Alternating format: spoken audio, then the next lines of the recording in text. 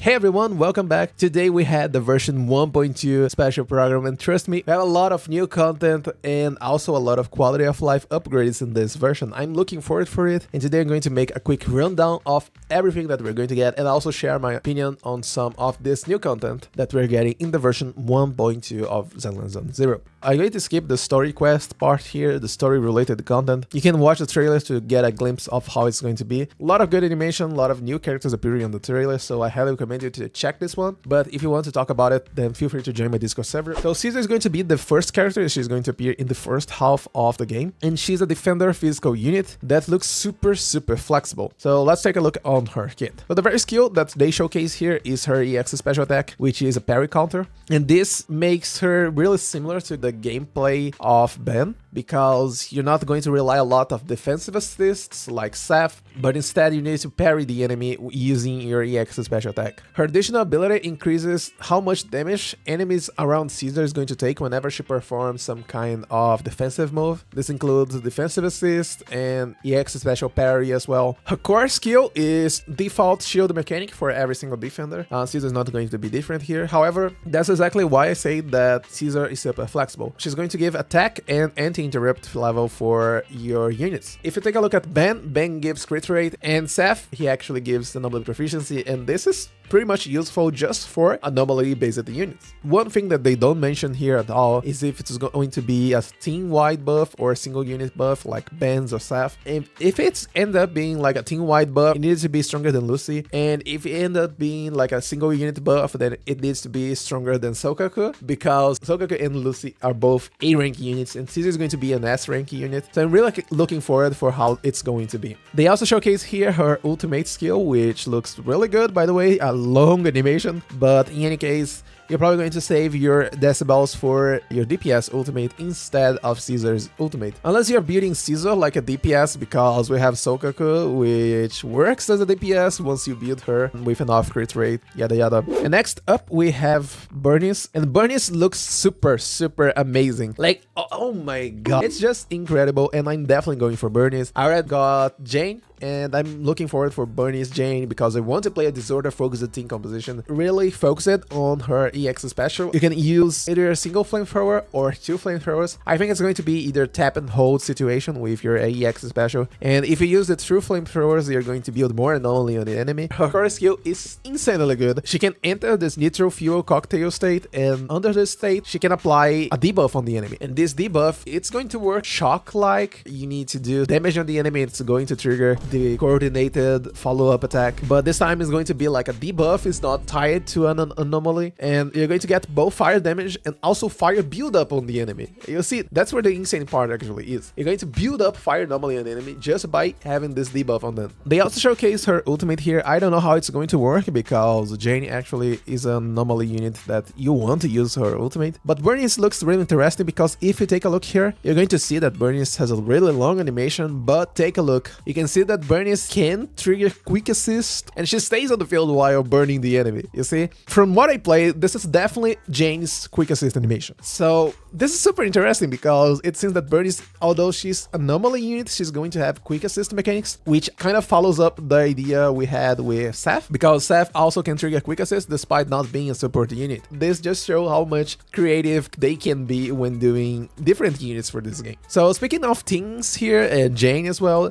there's two different teams that I can think about using BurNICE. One of them is going to be like really free to play, which is going to be Piper, Lucy, and BurNICE. This is even showcased here. Lucy is going to be better than Seth here because we have two different anomaly units and you want to increase both units damage. So Seth can only increase one of them. This is not what we want. We can actually go in a premium team if we swap Piper for Jane, and depending on how zzzero works, we can probably use zzzero instead of Lucy as well. I say maybe because, as I pointed out, you want to have like team-wide buffs for your team. So if zzzero ends up being like a single unit buff, then well, this is not going to be the best idea here. In the meantime, feel free to to drop a comment and let me know what do you think about these team compositions. We had Officer 2 in the last patch as well. So now we're finally getting a Bangboo for Sons of Caledon. Kind of curious about how this is going to be, because if you take a look here on the animation itself, it seems to be physical anomaly because they are driving their bike into the enemy, but there is an explosion at the end, and this explosion is definitely going to be fire anomaly. I think I'm really curious because if the Bangboo ends up being like a hybrid kind of Bangboo, because look at how many possibilities this is going to actually mean, like a future unit which has double anomaly build-ups on the enemy. Like it could build up physical and ice and ether, a lot of different possibilities that could open up if this Bangboo ends up being a hybrid Bangboo. Next up, we are also going to have two different disc sets in this version 1.2. We're going to have Chaos Jazz and Proto Punk, and Proto Punk looks insane. You have the two-piece effect, which is going to increase your shield size, and this can be somewhat useless. For example, Jane wants to keep dodging, so this shield effect's a little bit The four-piece effect is actually insane. So whenever any squad member, alright, this is a point here, any squad member triggers a defensive assist or evasive assist, you're going to get 15% increased damage for all squad members. You're probably going to have a higher uptime on this. You're not going to be tired only for your burst rotation because you don't need to use your chain attack or ultimate. The downside is just like the opposite of Swing Jazz. You're probably not going to use this on your burst rotation because on burst rotation the enemy is not going to attack you, so if they cannot attack you, this means you're not going to use either defensive or evasive assist. Next we have Chaos Jazz, which is going to be like a replacement for Freedom Blues for normally focused units. To be honest, it's more like fire and electric only, which means Grace and BurNICE. The two-piece effect is going to be the same one from Freedom Blues, 30 anomaly proficiency. You can even pair this like Chaos Jazz with Freedom Blues for 60 anomaly proficiency, quite a lot by the way. But the four-piece effect is super interesting. It's going to increase your fire damage and electric damage by 50%. Alright, this is unconditional. And you're also going to increase your EX special and assist attacks damage by 20%. It says here that it's off-field, so this is definitely going to be like BurNICE best in slot, because as I pointed out, she can stay out of the field. This 35% is going to get into the build-up that you build on the enemy, and it's going to deal anomaly increased damage overall.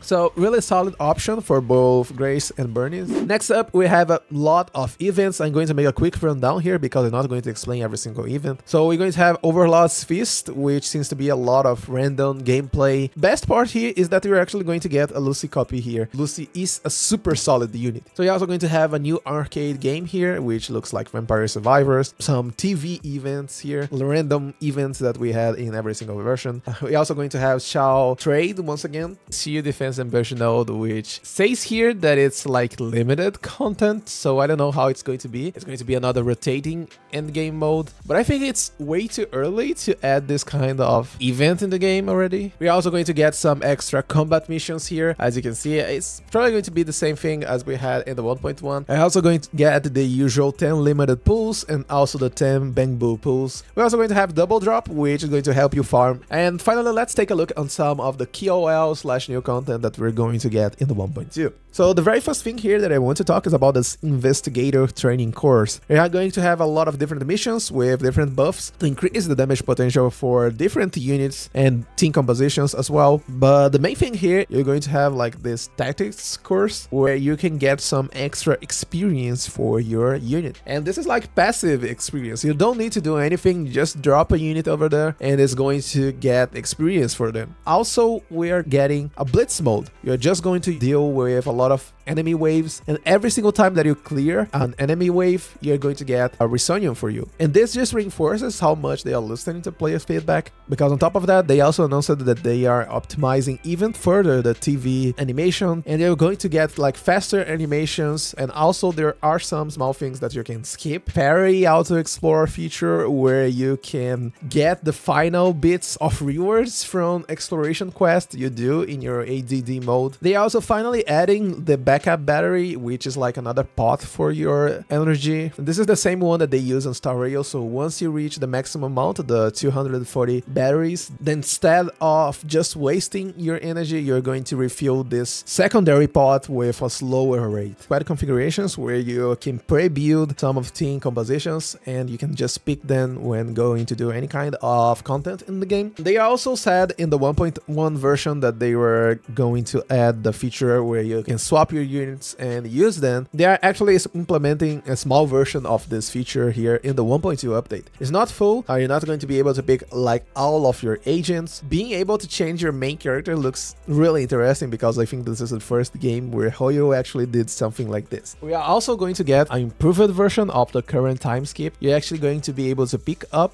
which time you want to be. So this can help players that want to like speedrun, Inky Trust events, and Agent Trust events. So yeah, that's pretty much everything that we're going to get in the 1.2. Really good content. Also, one more time, if you want to talk about it, feel free to join my Discord server and talk about the new update over there. If you want more zzzero content, remember to subscribe as well. And as always, thanks for watching. Have a beautiful day. And that's me signing out.